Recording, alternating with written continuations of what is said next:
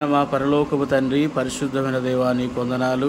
ఉదయకాల సమయంలో మీరు మన సజీవులుగా ఉంచినారు, స్తోత్రాలు. ఉదయకాల సమయంలో దైవ మర్మముల ద్వారా మాతో మాట్లాడండి.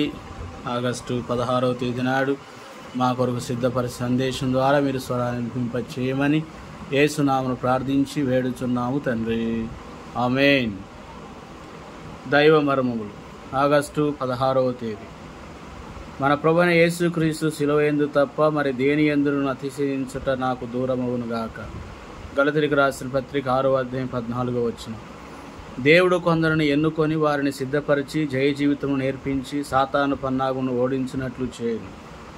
దేవుడు తన గొప్ప ఉద్దేశం నెరవేర్చుటకు అనేక జనులపై ఆధారపడడు. ఆయన తన నిత్య జీవము అన్ని తరగతుల వారికి, ప్రజలందరికీ ఇచ్చును.